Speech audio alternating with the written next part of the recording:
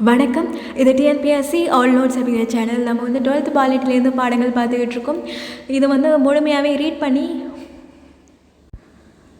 பார்க்க போகிறோம். எக்ஸ்ப்ளனேஷன் எதுவும் இருக்காது. ஸோ 3வது பாடம் ஆட்சித்துறை. கற்றலின் நோக்கங்கள். குடியரசு வடிவிலான அரசை பற்றி புரிந்து கொள்ளுதல்.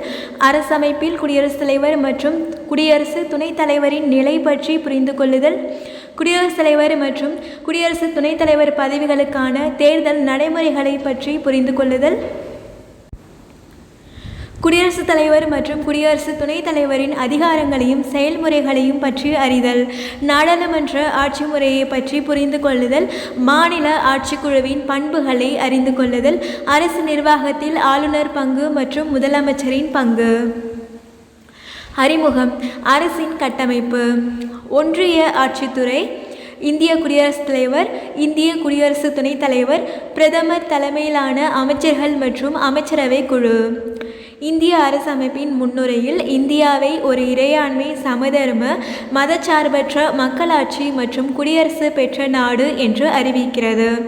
இங்கு இங்கிலாந்தை போல் முடியாட்சியாக, அதாவது அரசரோ அரசியோ மன்னர்களாக ஆட்சியில் இல்லாமல் மக்களால் தேர்ந்தெடுக்கப்பட்ட பிரதிநிதிகளால் தான் ஒரு குறிப்பிட்ட காலத்திற்கு இந்திய குடியரசுத் தலைவர் தேர்ந்தெடுக்கப்படுகிறார். தேசிய அரசின் அனைத்து அரசமைப்பு துறைகளின் தலைவராக இந்திய குடியரசுத் தலைவர் விளங்குகிறார். எடுத்துக்காட்டு: சட்டம், நிர்வாகம், நீதி மற்றும் ஆயுதப்படை ஆகிய துறைகளின் செயல்பாடுகளை குடியரசுத் தலைவர் மேற்பார்வையிடுகிறார்.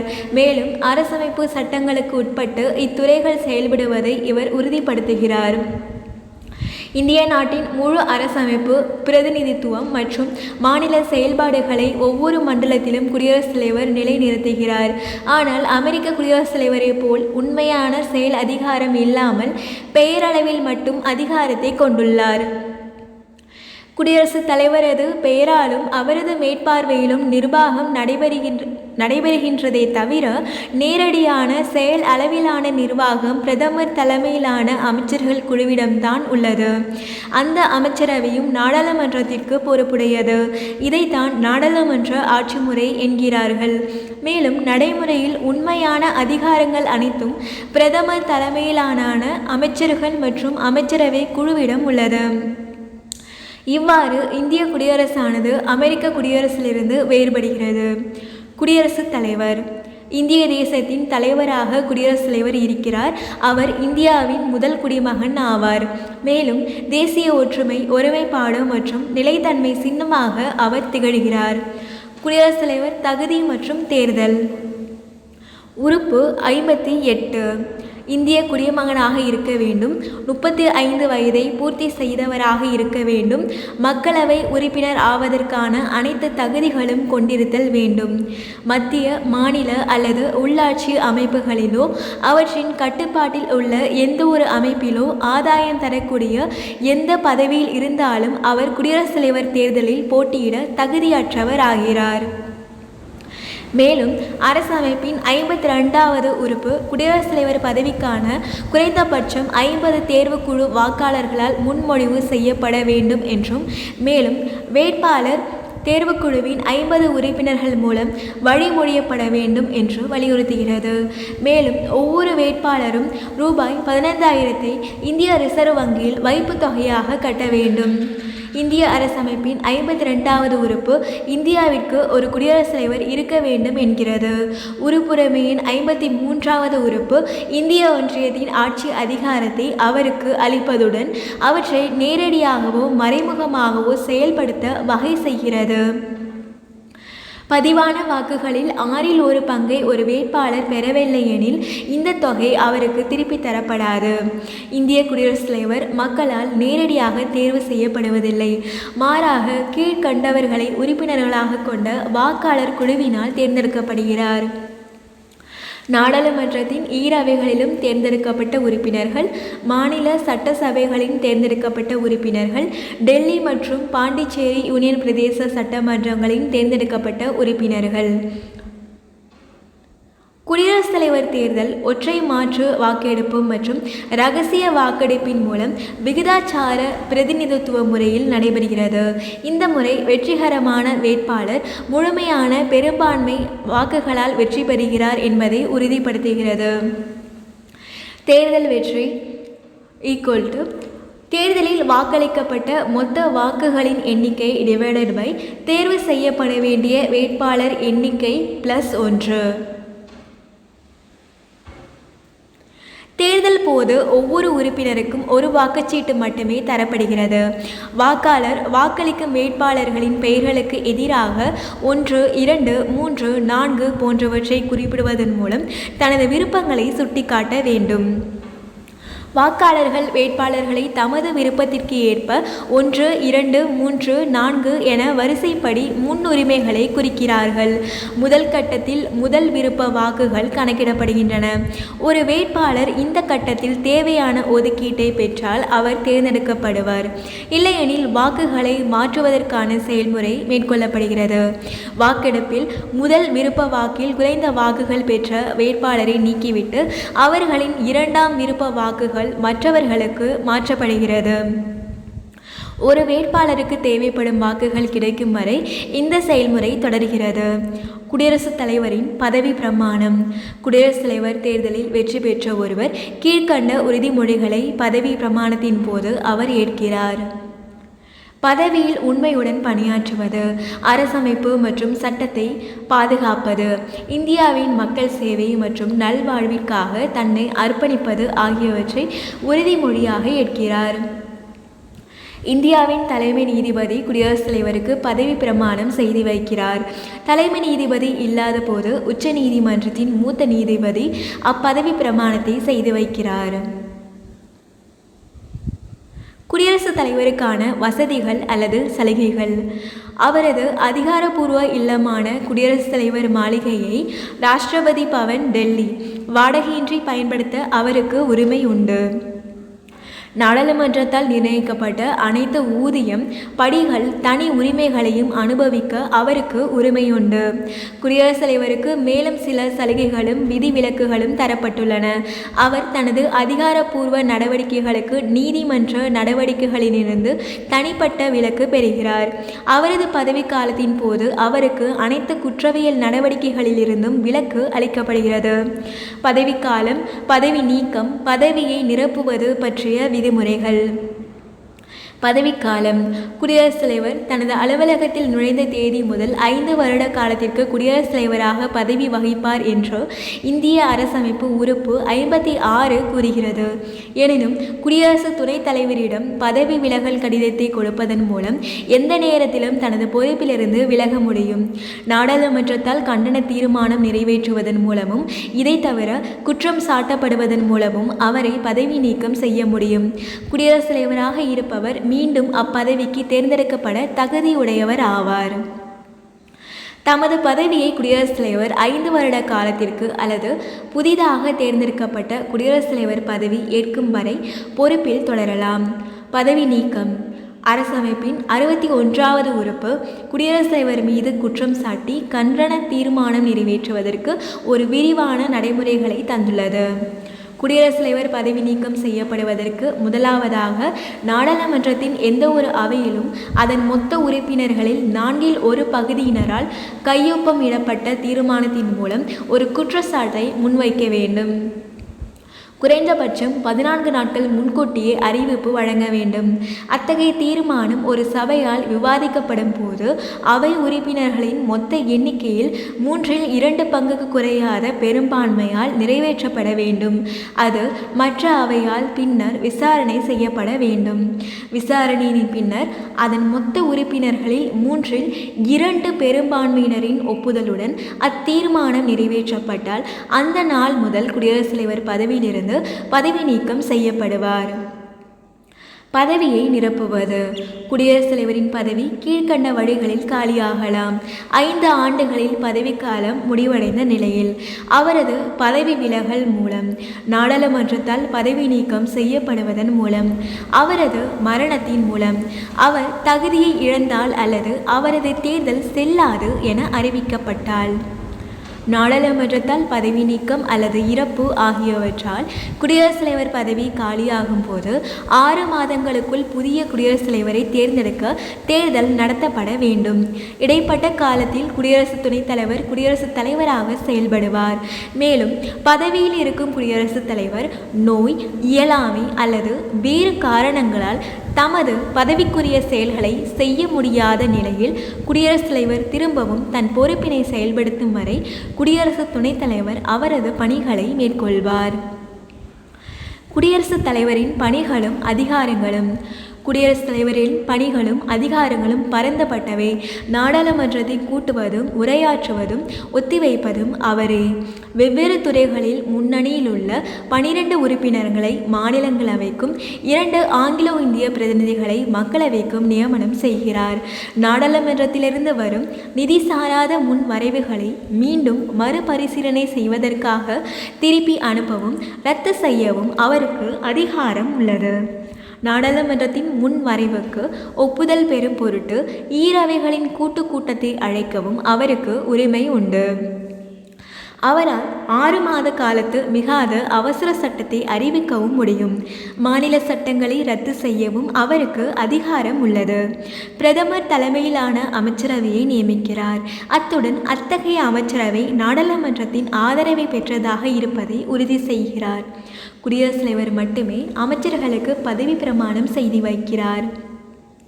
மக்களவையின் ஆதரவை இழந்து விடுகின்ற போது அமைச்சரவை கலைக்கும் அதிகாரம் பெற்றுள்ளார். அரசமைப்பின் படியான பல்வேறு உறுப்புகளுக்கு, குறிப்பாக நீதித்துறை, ஆயுத படைகள், தூதரக குழுக்களுக்கு உறுப்பினர்களை நியமிக்கவும் அதிகாரம் பெற்றுள்ளார். நெருக்கடி நிலை காலத்தில் குடியரசுத் தலைவர் எல்லையற்ற அதிகாரம் பெற்றுள்ளார். எந்த சட்டத்தையும் தற்காலிகமாக முடக்கும் அதிகாரம் பெற்றுள்ளார். குறிப்பிட்ட காலத்திற்கு அமைச்சரவைகளையும் சட்டமன்றங்களையும் கலைத்துவிடவும் மரண தண்டனையை ஆயுள் தண்டனையாக குறைத்திடவும் அதிகாரம் பெற்றுள்ளார். குடியரசுத் தலைவர் இல்லாத போது அவரது பதவியை தற்காலிகமாக குடியரசு துணைத் தலைவர் அல்லது உச்சநீதிமன்ற தலைமை நீதிபதி அல்லது உச்சநீதிமன்றத்தின் மூத்த நீதிபதி வகிப்பர். அப்போது அவர்கள் நாடாளுமன்றத்தினால் தீர்மானிக்கப்பட்ட குடியரசுத் தலைவருக்கான சலுகைகள், ஊதியம் போன்ற அனைத்து சலுகைகளையும் உரிமைகளையும் குடியரசுத் தலைவரைப் போலவே அனுபவிப்பதற்கு அதிகாரமும் உரிமையும் படைத்தவராக இருப்பர். உண்மை. இந்திய அரசமைப்பின் 18வது பாகத்தில் இந்திய குடியரசுத் தலைவரின் நெருக்கடி கால அதிகாரங்கள் குறிப்பிடப்பட்டுள்ளன.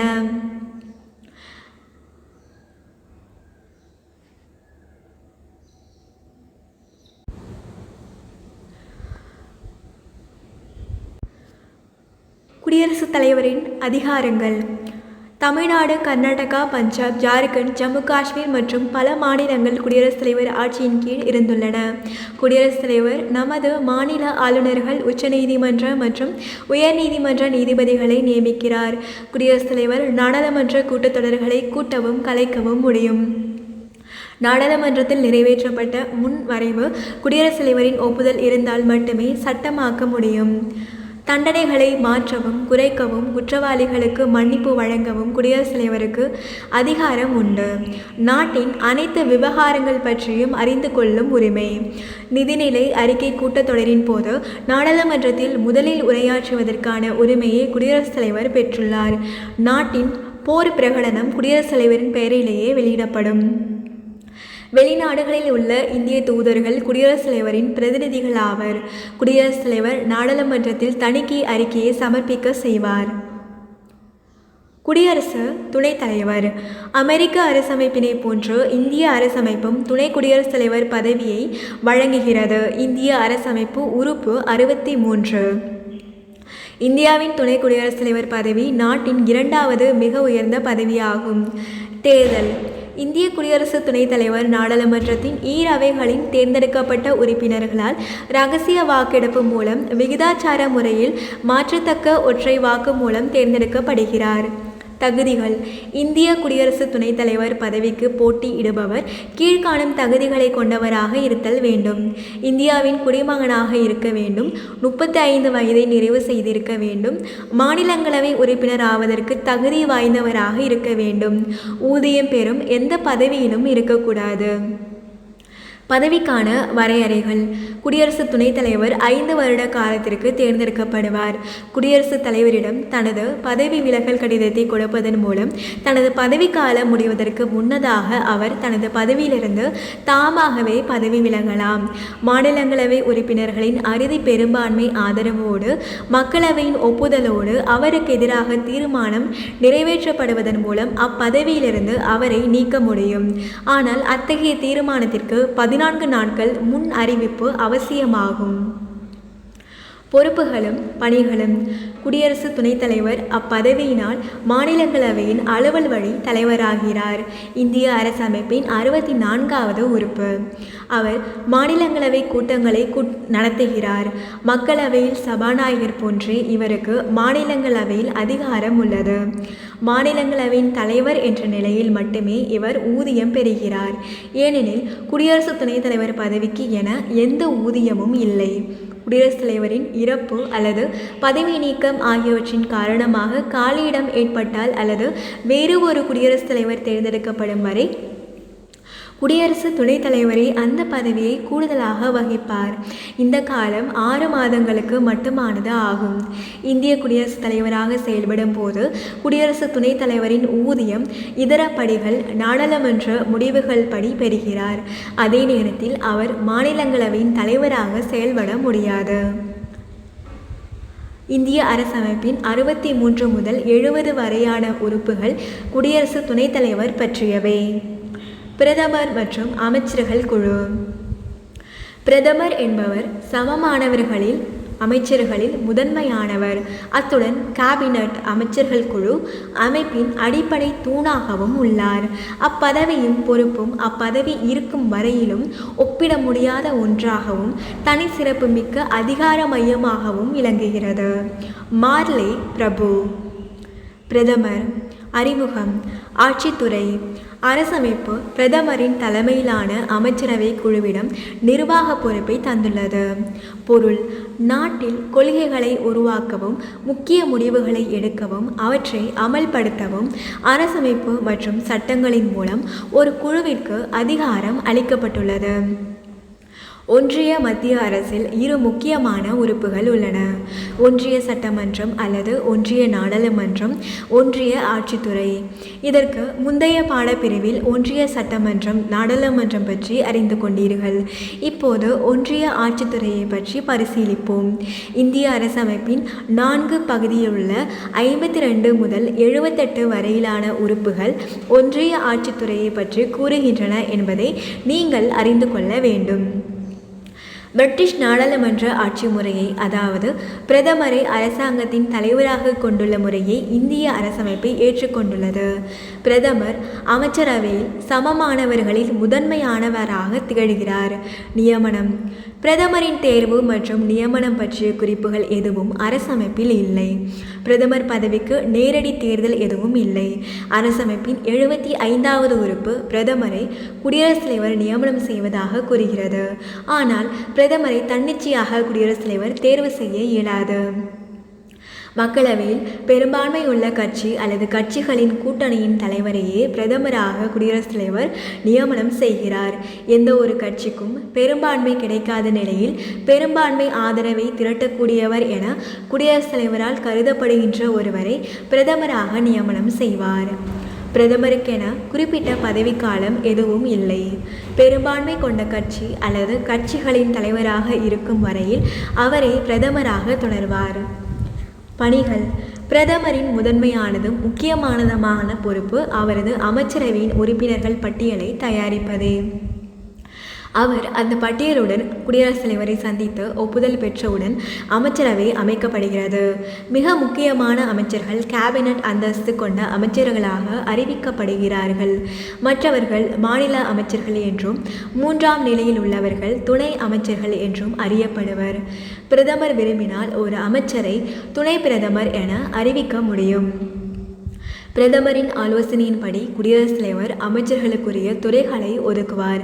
பிரதமர் எந்த துறை அல்லது துறைகளையும் தனது கட்டுப்பாட்டில் வைத்துக் கொள்ள முடியும். அவ்வப்போது அமைச்சர்களின் பொறுப்புகளை மாற்றி அமைக்க குடியரசுத் தலைவருக்கு பிரதமர் ஆலோசனை வழங்கலாம். அதுபோன்று ஒரு துறையை 2ஆகவோ 3ஆகவோ பிரிக்கலாம் அல்லது 2-3 துறைகளை ஒரே துறையாகவும் இணைக்கலாம். பிரதமரின் முதன்மை நிலை கீழே தரப்பட்டுள்ள காரணிகளால் தெளிவாகிறது. மக்களவையின் பெரும்பான்மை கொண்ட கட்சியின் தலைவராக அவர் உள்ளார். மற்ற அமைச்சர்களை தேர்வு செய்ய குடியரசுத் தலைவருக்கு பரிந்துரை செய்யவும், எந்த ஒரு அமைச்சரையும் பதவி நீக்கம் செய்ய பரிந்துரைக்கவும், பதவி விலகுமாறு கட்டளையிடவும் பிரதமருக்கு அதிகாரம் உள்ளது. அமைச்சர்களுக்கு பொறுப்புகளை ஒதுக்கீடு செய்வது பிரதமரின் பொறுப்பாகும். அதுபோன்று எந்த அமைச்சரையும் ஒரு துறையிலிருந்து வேறொரு துறைக்கு மாற்றவும் அவருக்கு உரிமை உள்ளது. அமைச்சரவையின் தலைவர் பிரதமரே. அதன் கூட்டங்களை கூட்டவும் தலைமை ஏற்று நடத்தவும் பல குழுக்களின் தலைவரும் பிரதமரே ஆவார். அரசின் கொள்கை முடிவுகளை ஒருங்கிணைத்து அனைத்து துறைகளின் நடவடிக்கைகளையும் மேற்பார்வையிடுகிறார். ஓர் அமைச்சர் தாமாகவே பதவி விலகிவிட்டால் ஓர் அமைச்சர் பதவி காலியிடம் ஆகிறது. ஆனால் ஒரு பிரதமர் பதவி விலகினாலோ அல்லது இறந்து விட்டாலோ அவரது அமைச்சரவையே இல்லாமல் போய்விடுகிறது. அமைச்சர்களுக்கும் குடியரசுத் தலைவருக்கும் இடையில் தொடர்பு பாலமாக இருப்பவர் பிரதமரே.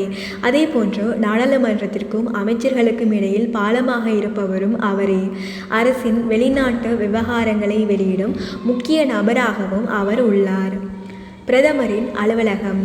பொருள்: நடைமுறையில் அரசின் தலைவராகவும் உண்மையான நிர்வாக தலைவராகவும் இருக்கின்றபடியால் நாட்டின் அரசியல் நிர்வாக அரங்கில் பிரதமர் மிக முக்கியமான பங்கு வகித்து வருகிறார்.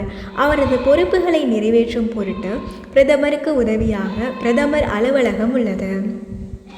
பிரதமர் அலுவலகம் செயலக உதவிகளையும் ஆலோசனைகளையும் பிரதமருக்கு வழங்குகிறது. இந்திய அரசின் உச்சக்கட்ட முடிவுகளை வடிவமைக்கும் நிலையில் உள்ள பிரதமர் அலுவலகம் அரசமைப்பால் குறிப்பிடப்படாத ஓர் அதிகார மையமாக திகழ்கிறது. பிரதமர் அலுவலகத்திற்கு இந்திய அரசின் துறைகளில் ஒன்று என்ற தகுதி உள்ளது. இந்த அலுவலகம் 1947 உருவாக்கப்பட்டது. 1997 வரை இது பிரதமரின் செயலகம் என்றே அழைக்கப்பட்டு வந்தது. அரசியல் ரீதியாக பிரதமரும் நிர்வாக ரீதியாக முதன்மை செயலரும் இதன் தலைமையாக செயல்படுவர். பிரதமர் அலுவலகத்தின் பல்வேறு பணிகள்.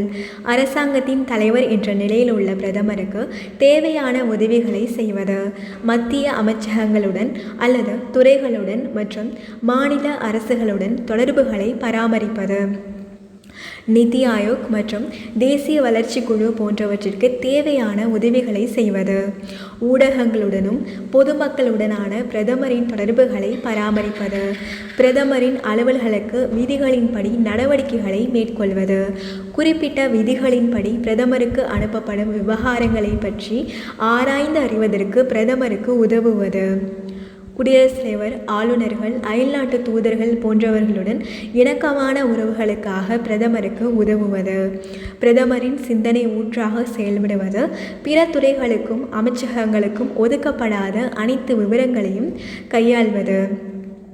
அமைச்சரவை தொடர்பான விவகாரங்களில் பிரதமர் அலுவலகம் ஈடுபடுவதில்லை.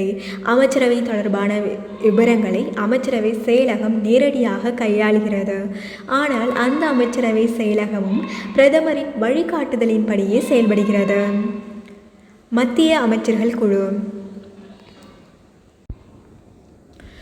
அரசமைப்பு 74வது உறுப்பின்படி குடியரசுத் தலைவருக்கு உதவவும் ஆலோசனை வழங்கவும் பிரதம அமைச்சரை தலைவராக கொண்ட ஒரு அமைச்சர்கள் குழு இருக்கும். குடியரசுத் தலைவர் தமது பொறுப்புகளை நிறைவேற்றுவதில் இந்த அமைச்சர்கள் குழுவின் ஆலோசனைப்படி நடந்து கொள்வார். அமைச்சர்கள் குழுவின் ஆலோசனையை குடியரசுத் தலைவர் ஏற்றுக்கொள்கிறார். அமைச்சர்கள் குழுவில் 3 வகையான அமைச்சர்கள் இருப்பர். அவை: 1 கேபினட் அமைச்சர்கள், 2 அமைச்சர்கள், 3 துணை அமைச்சர்கள். கேபினட் அமைச்சர்கள் கொள்கை முடிவுகளை எடுப்பதில் ஈடுபடுபவர்கள். மற்ற 2 பிரிவு அமைச்சர்களும் நிர்வாக பொறுப்புகளை மேற்கொள்பவர்கள். இந்த 3 பிரிவு அமைச்சர்களுக்கும் வெவ்வேறு விதமான பதவி, ஊதியம் உள்ளிட்ட படிகள், அரசியல் முக்கியத்துவம் ஆகியவை குறிப்பிடப்பட்டுள்ளன. அனைவருக்கும் உச்சமாக பிரதமர் நாட்டின் மிக உயர்ந்த ஆட்சி அதிகாரம் கொண்டவராக இருக்கிறார். அமைச்சர்கள் குழுவின் நியமனம். அரசமைப்பு 75வது உறுப்பின்படி குடியரசுத் தலைவரால் பிரதமர் நியமிக்கப்படுகிறார். பிரதமரின் ஆலோசனையின் பேரில் மற்ற அமைச்சர்கள் குடியரசுத் தலைவரால் நியமிக்கப்படுகின்றனர். குடியரசுத் தலைவரின் விருப்பம் உள்ளவரை அமைச்சர்கள் பதவியில் இருப்பர். குடியரசுத் தலைவரின் விருப்பத்தின் பேரிலேயே அமைச்சர்கள் நியமனம் என்று கூறப்பட்டாலும் நடைமுறையில் அவர்கள் பிரதமராலேயே தேர்வு செய்யப்படுகின்றனர். பிரதமரால் பரிந்துரைக்கப்படாத யாரையும் குடியரசுத் தலைவர் அமைச்சராக நியமனம் செய்ய முடியாது. நிழல் அமைச்சரவை. இங்கிலாந்து நாடாளுமன்றத்தில் உள்ள எதிர்க்கட்சிகள் ஒவ்வொரு துறையிலும் உள்ள விவகாரங்களை பற்றி ஆராய தமது உறுப்பினர்களை கொண்ட ஒரு குழுவை அமைக்கிறது. இதன் மூலம் எதிர்க்கட்சிகள் அரசு தொடர்பான பிரச்சினைகளை தெளிவாக அறிந்து கொள்ளவும் அரசினை விழிப்பாக இருக்க செய்யவும் முடிகிறது. இது நிழல் அமைச்சரவை என்று அழைக்கப்படுகிறது. அமைச்சர்களின் தனிப்பட்ட மற்றும் கூட்டு பொறுப்பு. இந்திய அரசமைப்பின்படி அமைச்சர்கள் தனியாகவும் கூட்டாகவும் மக்களவைக்கு பொறுப்பானவர்கள். கூட்டு பொறுப்பு என்பது அரசின் நடவடிக்கைகளுக்கு அமைச்சரவையின் அனைத்து அமைச்சர்களும் கூட்டாக மக்களவைக்கு பொறுப்பானவர்கள் ஆகின்றனர் என்று பொருள். அனைத்து அமைச்சர்களும் பொதுவெளியில் தங்களுக்குள்ளான வேறுபாடுகளை வெளிக்காட்டக்கூடாது என்பதும் இதன் பொருள் எனலாம். எந்த ஒரு பொது பிரச்சனையிலும் பொது நிகழ்விலும் அனைத்து அமைச்சர்களும் அரசின் நிலைப்பாட்டை ஒருமித்து ஆதரிக்க வேண்டும். குடும்ப அமைச்சரவை என்றால் என்ன? குடும்ப அமைச்சரவை என்பது அமைச்சரைக்குள்ளேயே ஒரு சிறு குழுவாக செயல்படும் அமைச்சர்களின் குழு. இது முறைசாரா குழு எனினும் உண்மையான அதிகார மையமாகும். இந்தியாவின் ஒவ்வொரு பிரதமருக்கும் இப்படி ஒரு அமைச்சரவை குழு இருந்துள்ளது. முக்கியமான அரசியல் பிரச்சினைகளில் முடிவுகள் எடுப்பதில் இரகசியத்தை பாதுகாக்க பிரதமருக்கு இந்த அமைச்சரவை குழு முறை உதவியாக உள்ளது. ஒன்றிய மத்திய அமைச்சர்கள் குழு. அமைச்சரவையின் ஓர் உட்குழுவாக இது இருக்கிறது. அமைச்சரவையிலிருந்து அமைக்கப்படும் இந்த உட்குழு அரசமைப்பில் குறிப்பிடப்படாத ஒன்றாகும். அமைச்சரவையில் உள்ள அனைத்து அமைச்சர்களும் ஒன்றாக அமர்ந்து கொள்கை முடிவுகளை எடுப்பதோ அலுவல்களை விவாதிப்பதோ இல்லை. மாறாக ஒன்றிய அமைச்சரவை குழு எனப்படும் அமைச்சர் குழுவின் உட்குழுவை சேர்ந்தவர்கள்தான் பிரதமர் தலைமையில் ஒன்றாக கூடி அம்முடிவுகளை எடுக்கிறார்கள். அவற்றை அமைச்சர்கள் குழுவின் ஆலோசனைகளாக குடியரசுத் தலைவருக்கு ஆலோசனை வழங்குகிறார்கள். இந்திய அரசின் நிர்வாக விவகாரங்களை பார்த்து கொள்ளும் உச்சமான ஆட்சிக்குழுவாக அமைச்சரவை குழு விளங்குகிறது. அமைச்சர்கள் குழுவின் கருவியாக அது செயல்படுகிறது. அமைச்சர்கள் குழுவின் செயல்பாடுகள். அமைச்சரவை குழுதான் உயர்ந்தபட்ச முடிவுகளை எடுப்பதற்கான மற்றும் கொள்கைகளை வகுப்பதற்கான அதிகாரம் பெற்ற அமைப்பாகும். இது அனைத்து முக்கியமான சட்ட, நிதி மற்றும் வெளியுறவு விவகாரங்களை கையாளுகிறது. அரசமைப்பு ரீதியான அனைத்து நியமனங்களையும் மூத்த செயலக நிர்வாகிகளையும் இது கட்டுப்படுத்துகிறது. நாடாளுமன்றம் நடைபெறாத போது அவசர சட்டங்களை பிறப்பிக்க குடியரசுத் தலைவருக்கு பரிந்துரை செய்கிறது. இது விசாரணை குழுக்களை நியமிக்கிறது மற்றும் துறைகளுக்கிடையிலான சிக்கல்களை தீர்த்து வைக்கிறது. நெருக்கடி நிலையை பிரகடனம் செய்வதற்கும் மக்களவையை கலைத்துவிடவும் நாடாளுமன்ற கூட்டங்களை முடித்து வைக்க அல்லது ஒத்தி வைக்குமாறு குடியரசுத் தலைவருக்கு பரிந்துரை செய்யவும் அதிகாரம் கொண்டுள்ளது. அமைச்சரவை குழு செயலர்.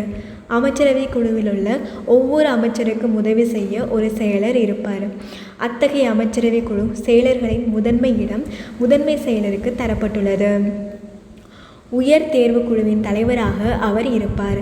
அக்குழுதான் மத்திய தலைமை செயலகத்தின் இணை செயலர்களை நியமிக்கும். அந்த முதன்மை செயலர்தான் ஆண்டுதோறும் நடைபெறும் தலைமை செயலர்களின் மாநாடுகளுக்கு தலைமை வகிக்கிறார். நிர்வாகத்தின் அனைத்து அம்சங்களிலும் கொள்கைகளிலும் பல்வேறு நிர்வாகத் துறைகளுக்கும் நிர்வாக பணியினருக்கும் அரசியல் அமைப்புகளுக்கு இடையில் தொடர்பாக செயல்படுபவரும் முதன்மை செயலரே ஆவார். ஆட்சித்துறை. மாநிலங்கள்.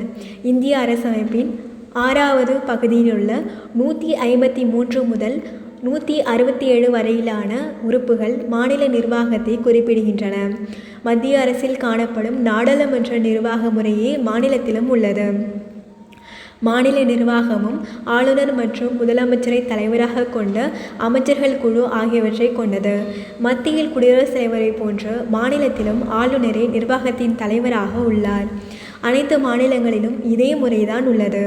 ஆனால் சில மாநிலங்களில் ஒற்றை அவைகளை கொண்ட சட்டமன்றமும் மற்ற சில மாநிலங்களில் 2 அவைகளை கொண்ட சட்டமன்றமும் உள்ளன. மாநில நிர்வாகம் ஆளுநர், முதலமைச்சர் தலைமையிலான அமைச்சர்கள் குழு. ஆளுநரின் தேர்வு முறை. அரசமைப்பின் 153வது உறுப்பு ஒவ்வொரு மாநிலத்திற்கும் ஒரு ஆளுநர் இருப்பார் என்கிறது. பொதுவாக ஒவ்வொரு மாநிலத்திற்கும் ஒரு ஆளுநர் இருப்பார். ஆனால் 1956ஆம் ஆண்டின் அரசமைப்பு திருத்தப்படி 2 அல்லது அதற்கு மேற்பட்ட மாநிலங்களுக்கு ஆளுநராக ஒருவரே இருக்க முடியும். ஆளுநரின் நியமனம். ஒரு மாநில ஆளுநர் இந்திய குடியரசுத் தலைவரால் நியமிக்கப்படுகிறார். உறுப்பு 155. அவர் ஆளுநராக நியமிக்கப்பட கீழ்க்கண்ட தகுதிகள் வேண்டும். இந்தியாவின் குடிமகன், 35 வயதை நிறைவு செய்தவர், ஊதியம் பெறும் எந்த பதவியிலும் இருக்கக்கூடாது, நாடாளுமன்ற அல்லது மாநில சட்டமன்ற உறுப்பினராக இருக்கக்கூடாது.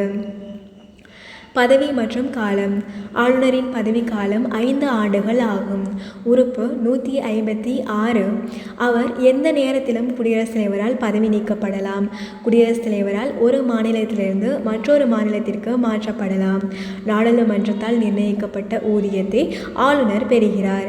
அதன்படியே சில சலுகைகளையும் படிகளையும் பெறுகின்றார். இந்திய அரசமைப்பின்படி மாநில அரசமைப்பு மற்றும் நிர்வாகத்தின் தலைவராக ஆளுநர் இருக்கிறார். மாநில நிர்வாகத்தின் ஆட்சி பொறுப்பு ஆளுநரிடம் ஒப்படைக்கப்பட்டுள்ளது.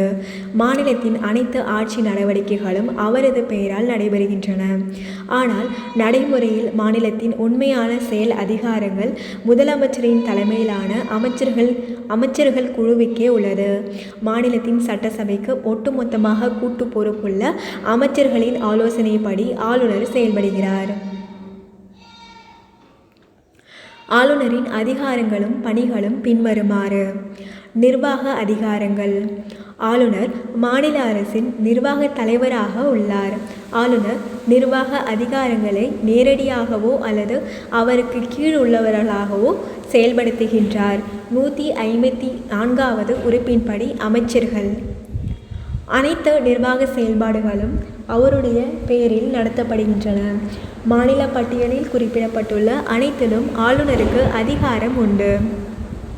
சட்டமன்றத்தில் பெரும்பான்மை கட்சியின் தலைவரை முதலமைச்சராக ஆளுநர் நியமிக்கிறார். முதலமைச்சரின் ஆலோசனையின்படி பிற அமைச்சர்களை அவர் நியமிக்கிறார். முதலமைச்சர் விரும்பும் வரையில் மட்டுமே அமைச்சர்கள் அப்பதவியில் இருப்பர்.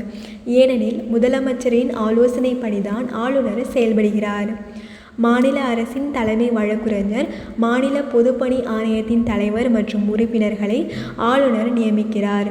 துணை சார்பு நீதிமன்றங்களின் நீதிபதிகளின் நியமனங்கள், பதவிகள், பதவி உயர்வு போன்றவற்றை ஆளுநர் தீர்மானிக்கிறார்.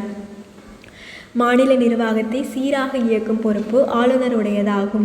மாநில அரசமைப்பு இயந்திரம் நிலை குலைந்து விட்டாலோ அல்லது மாநில நிர்வாகம் அரசமைப்பின் விதிமுறைகளுக்கு இணக்கமாக செயல்படாவிட்டாலோ அரசமைப்பு விதிகளின்படி அரசமைப்பு அவசர நிலையை பிரகடனப்படுத்தி குடியரசுத் தலைவர் ஆட்சியை அரசமைப்பு 356வது உறுப்பின்படி பரிந்துரைக்க ஆளுநருக்கு அதிகாரம் உள்ளது. குடியரசுத் தலைவரின் நேரடி ஆட்சி என்றால் மாநிலத்தில் ஆளுநர் ஆட்சி என்று பொருள்படும். அமைச்சரவை இல்லாத மாநில ஆட்சி என்றும் பொருள்படும். சட்டமன்ற அதிகாரங்கள். ஆளுநர் மாநில சட்டமன்றத்தின் ஒரு பகுதி. உறுப்பு 168 ஆவார். எனவே அவர் சட்ட அதிகாரங்களையும் கொண்டிருக்கிறார். அவரது சட்ட அதிகாரங்கள் பின்வருமாறு. ஆளுநர் சட்டமன்றத்தை கூட்டவும், முடித்து வைக்கவும், ஒத்திவைக்கவும், கலைத்துவிடவும் அதிகாரம் படைத்தவர். ஆளுநர் மாநில சட்டமன்ற உறுப்பினர்களிடையே உரையாற்றுகிறார். ஆளுநரின் அனுமதியின்றி எந்த முன்வரைவும் சட்டமாக்க முடியாது. அது மாநில சட்டமன்றத்தால் நிறைவேற்றப்பட்டாலும் அவரது ஒப்புதலின்றி சட்டமாகாது. சட்டமன்றத்தால் நிறைவேற்றப்படும் முன்வரைவுகள் அவரது ஒப்புதலுக்காக அனுப்பப்படும். அவற்றிற்கு ஒப்புதலை தரவோ அல்லது அந்த முன்வரைவை நிறுத்தி வைக்கவோ அல்லது குடியரசுத் தலைவரின் கருத்திற்காக முன்வரைவை ஒதுக்கி வைக்கவோ முடியும். மறுபரிசீலனை செய்யுமாறு ஆளுநரால் இந்த முன்வரைவுகள் அவை நடுவருக்கு திருப்பி அனுப்ப முடியும். முன்வரைவு மீண்டும் சட்டமன்றத்தால் நிறைவேற்றப்பட்டால் திருத்தங்கள் இல்லாமலும் ஆளுநர் தனது ஒப்புதலை அளித்தே ஆக வேண்டும். சட்டம் 213 கீழ் சட்டமன்றம் அமர்வில் இல்லாத காலங்களில் ஆளுநர் அவசர சட்டங்களையும் பிறப்பிக்கலாம். எனினும் இத்தகைய அவசர சட்டங்கள் தொடர்வதற்கு அவை மாநில சட்டமன்றம் மீண்டும் கூடியதிலிருந்து 6 வாரங்களுக்குள் அங்கீகரிக்கப்பட வேண்டும். மாநில சட்டமன்றம் 2 அவைகளை கொண்டிருந்தால் அதன் மேலவைக்கு 1/6 உறுப்பினர்களை இலக்கியம், அறிவியல், கலை, கூட்டுறவு இயக்கம், சமூக பணி போன்றவற்றில் சிறப்பு அறிவும் அனுபவமும் உள்ளவர்களை நியமிக்கலாம். அத்துடன் கீழவைக்கு ஆங்கிலோ இந்திய பிரதிநிதிகளையும் நியமிக்கலாம். நிதி அதிகாரங்கள். ஆளுநருக்கு பின்வரும் நிதி அதிகாரங்கள் உள்ளன. நிதியமைச்சர் மாநில சட்டமன்றத்தில் வரவு செலவு திட்டத்தை அல்லது நிதிநிலை அறிக்கையை சமர்ப்பிக்கிறார். ஆனால் எந்த நிதி முன்வரைவும் ஆளுநரின் முன் ஒப்புதலின்றி சட்டமன்றத்தில் கொண்டு வர முடியாது. ஆளுநரின் பரிந்துரையின்றி மானியங்களுக்கான கோரிக்கை எதுவும் கோரப்பட முடியாது. மாநிலத்தின் ஒதுக்கு நிதியின் பாதுகாவலர் ஆளுநர் ஆவார். நிதி நெருக்கடியான கட்டங்களில் சட்டமன்றத்தின் முன் அனுமதி இன்றியும் அவரால் இந்நிதியை பயன்படுத்த முடியும். நீதித்துறை அதிகாரங்கள். ஆளுநரின் நீதித்துறை அதிகாரங்கள் பின்வருமாறு. மாவட்ட நீதிமன்றங்கள் மற்றும் மாவட்ட கிளை நீதிமன்றங்கள் உள்ளிட்ட சார்பு நீதிமன்றங்களின் பதவிகள், நியமனங்கள், பதவி உயர்வுகள் ஆகியவற்றை தீர்மானித்தல். உயர் நீதிமன்றத்தின் நீதிபதிகள் நியமனம் செய்யும் போது இவர் இந்தியாவின் குடியரசுத் தலைவரால் கலந்தாலோசிக்கப்படலாம். மாநில அரசின் அதிகார வரம்பிற்குட்பட்ட வழக்குகளில் தண்டிக்கத்தக்கவர்களில் குற்றம் சாட்டப்பட்ட எந்த ஒரு நபரின் தண்டனையை குறைப்பதற்கும், மன்னிப்பு வழங்குவதற்கும், நிறுத்துவதற்கும், விலக்குவதற்கும் அல்லது மாற்றுவதற்கும் ஆளுநருக்கு அதிகாரம் உண்டு. விருப்ப அதிகாரங்கள். எந்த ஒரு கட்சி அல்லது தலைவர் சட்டமன்றத்தில் பெரும்பான்மை ஆதரவை பெறாத சூழ்நிலையில் ஒரு புதிய முதலமைச்சரை நியமித்தல். அவையின் பெரும்பான்மை ஆதரவை இழந்த போதும் அல்லது நம்பிக்கை வாக்கெடுப்பில் தோற்கடிக்கப்பட்ட பின்னரும் பதவி விலக மறுக்கும் நிலையில் அமைச்சரவையை பதவி நீக்கம் செய்வது. பெரும்பான்மை ஆதரவை இழந்த ஒரு முதலமைச்சரின் ஆலோசனையின் பேரில் சட்டசபையை கலைத்து விடுதல். அரசமைப்பு இயந்திர சீர்குலைவது பற்றி குடியரசுத் தலைவருக்கு அறிக்கை அனுப்புதல் மற்றும் குடியரசுத் தலைவர் ஆட்சியை மாநிலத்தில் கொண்டு வருதல். சட்டமன்றத்தால் நிறைவேற்றப்பட்ட முன் வரைவுகளுக்கு ஒப்புதல் அளித்தல். குடியரசுத் தலைவர் ஆட்சி. வெளிநாட்டு ஆக்கிரமிப்பு மற்றும் ஆயுதமேந்திய கிளர்ச்சியிலிருந்து எழும் நெருக்கடி நிலைகளை சமாளிப்பதற்கான அவசர நிலையை பிரகடனம் செய்யும் அதிகாரம் ஆளுநருக்கு இல்லை. ஆனால் அரசமைப்பின் விதிமுறைகளுக்கு இணங்க மாநில அரசை நடத்த இயலாத சூழல் ஏற்பட்டால் அது பற்றி குடியரசுத் தலைவருக்கு அறிவுறுத்தி அறிக்கை தரும் அதிகாரம் உள்ளது. உறுப்பு 356. இதன் மூலம் குடியரசுத் தலைவர் தாமே மாநில அரசின் ஆட்சி பொறுப்பினை ஏற்று நடத்தி செல்வதற்கு வகை செய்கிறார். தலைமை வழக்குரைஞர். ஒவ்வொரு மாநிலத்திற்கும் மத்திய அரசின் தலைமை வழக்குரைஞருக்கு இணையாக ஒரு அரசின் தலைமை வழக்குரைஞர் நியமிக்கப்படுகிறார். உயர்நீதிமன்றத்தின் நீதிபதியாகும் தகுதி உடையவர்களையே ஆளுநர் தலைமை வழக்குரைஞராக நியமனம் செய்கிறார். கலை சொற்கள். முன்மொழிதல். ஒரு விருது, கௌரவம் அல்லது தேர்தலில் போட்டியிடுவதற்காக பெயரை முறையாக அறிவித்தல். உறுதிமொழி. ஒருவரின் எதிர்கால நடவடிக்கை அல்லது நடத்தையை உறுதி செய்யும் விதத்தில் பெரும்பாலும் கடவுளின் பெயரால் கூறப்படும் வாக்குறுதி. கண்டன தீர்மானம். அரசமைப்பு பதவியில் உள்ள ஒரு நபருக்கு எதிராக நாடாளுமன்றத்தில் கொண்டுவரப்படும் தீர்மானம். கூடுவதற்கான அழைப்பு. நாடாளுமன்றம் அல்லது சட்டமன்றம் கூடுவதற்காக குடியரசுத் தலைவர் அல்லது ஆளுநரால் விடுக்கப்படும் அழைப்பு. ஒத்திவைப்பு. நாடாளுமன்றம் அல்லது சட்டமன்றத்தின் கூட்டத்தொடரினிடையே சில அமர்வுகள் தள்ளி வைக்கப்படுதல். மறுதளித்தல். குடியரசுத் தலைவர் மற்றும் ஆளுநருக்கு உள்ள ரத்து செய்யும் அதிகாரம். அவசர சட்டம்.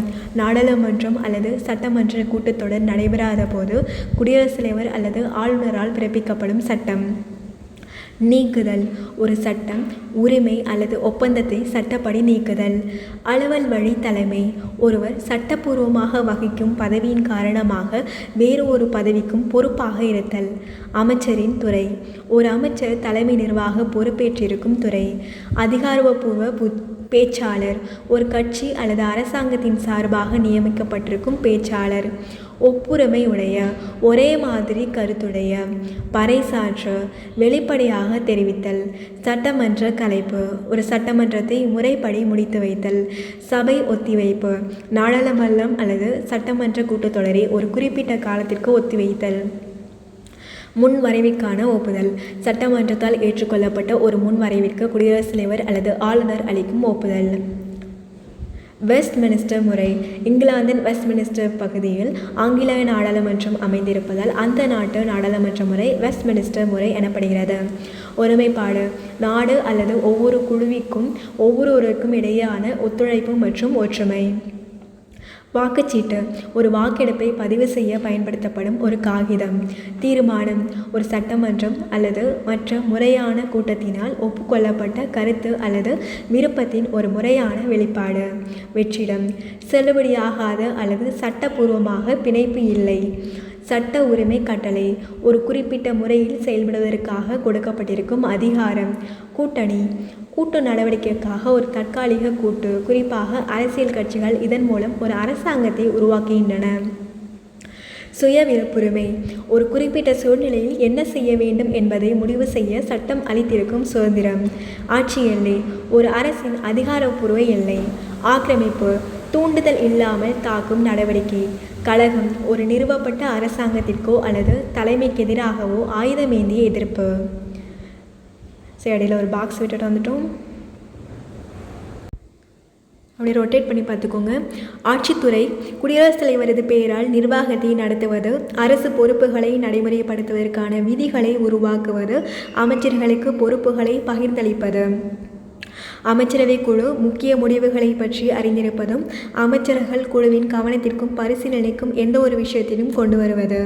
முக்கியமான பொறுப்புகளுக்கு நியமனங்கள் செய்வதும் நீக்குவதும். அயல் நாடுகளுடனான உறவுகளை கையாள்வது. முப்படைகளின் தலைவராக இருப்பது. உச்சநீதிமன்றம் மற்றும் இதர சுயேட்சையான அமைப்புகளுக்கான நடைமுறை விதிகளையும் வரையறைகளையும் அங்கீகரிப்பது. மாநில அரசுகளுக்கான வழிகாட்டுதல்களையும் ஆணைகளையும் அனுப்புவது மற்றும் அரசமைப்பு இயந்திரம் செயலற்று போகும்போது மாநில அரசின் மீது அரசமைப்பு 356வது உறுப்பை நிறைவேற்றுவது. ஒன்றிய ஆளுகைக்குட்பட்ட பகுதி மற்றும் பட்டியலின மற்றும் பழங்குடியின பகுதிகளை நிர்வாகம் செய்வது. சட்டத்துறையில் குடியரசுத் தலைவரோட பணிகள். நாடாளுமன்றத்தின் அவைகளின் கூட்டங்களை கூட்டுவது, மக்களவையை ஒத்திவைப்பது மற்றும் மக்களவையை கலைத்தல். மாநிலங்களவைக்கு 12 உறுப்பினர்களையும் மக்களவைக்கு 2 உறுப்பினர்களையும் நியமனம் செய்வது. நாடாளுமன்ற கூட்டங்களின் துவக்க உரையை நிகழ்த்துவது. நாடாளுமன்றத்திற்கு தகவல்கள் அனுப்புவது.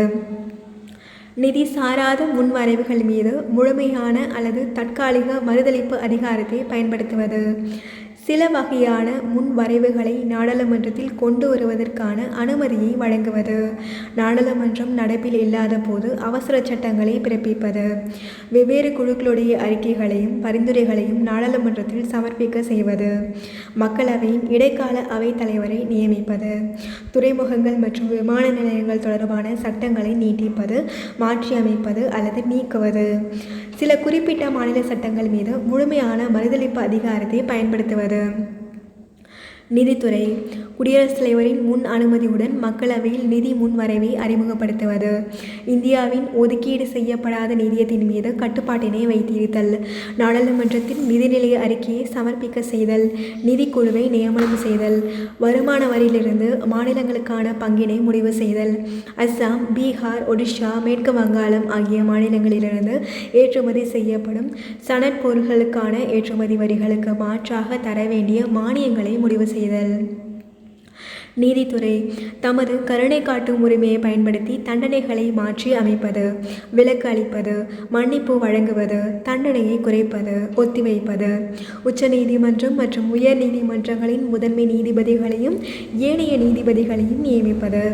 எந்த ஒரு சட்டம் அல்லது பொருள் குறித்து உச்ச நீதிமன்றத்தில் ஆலோசனையை நாடுவது. நெருக்கடி கால அதிகாரங்கள். 3 விதமான நெருக்கடிகளை சமாளிப்பதற்கு குடியரசுத் தலைவருக்கு தனி சிறப்பான அதிகாரங்களை அரசமைப்பு வழங்கியுள்ளது. தேசிய நெருக்கடி உறுப்பு 352. குடியரசுத் தலைவரின் ஆட்சி உறுப்பு 356 அல்லது 365. நிதி நெருக்கடி உறுப்பு 360. அரசமைப்பு 352வது உறுப்பு. குடியரசுத் தலைவர் போர், வெளியிலிருந்து ஆக்கிரமிப்பு மற்றும் உள்நாட்டு கலகம் மூலம் பாதுகாப்புக்கு அச்சுறுத்தல் ஏற்படும் போது தேசிய அளவில் நெருக்கடி நிலையை அறிவிக்கிறார். ஒரு மாநிலத்தில் அரசமைப்பு நிர்வாகம் செயலிழந்து போகும்போது அரசமைப்பு உறுப்பு 356 கீழ் குடியரசுத் தலைவர் நெருக்கடி நிலையை பிரகடனம் செய்கிறார். எப்போது ஒரு மாநிலம் தேசிய அரசின் கட்டளைகளை அல்லது அரசமைப்பு விதிகளுக்கு இணங்க மறுக்கிறதோ அப்போது குடியரசுத் தலைவரின் ஆட்சியை அம்மாநிலத்திற்குள் புகுத்துவதற்கு உறுப்பு 365 வழிவகை செய்கிறது. இந்தியாவின் நிதியில் நிலையற்ற தன்மையும் வருவாயும் அச்சுறுத்தலில் உள்ளதாக குடியரசுத் தலைவருக்கு தோன்றினால் நிதி நெருக்கடி நிலைமையை பிரகடனம் செய்ய உறுப்பு 360 வகை செய்கிறது. இதர அதிகாரங்கள் பொதுமக்களுக்கு முக்கியத்துவம் வாய்ந்த எந்த ஒரு விவகாரத்தை பற்றியும் சட்டம் அல்லது உண்மைகளை பற்றி உச்சநீதிமன்றத்தின் கருத்தினை கோருதல். உயர்நீதிமன்றங்களின் நீதிபதிகள் எண்ணிக்கையை முடிவு செய்வது. ஒன்றிய அரசு பணியாளர் தேர்வாணைய அமைப்பு மற்றும் விதிகளை உருவாக்குதல்.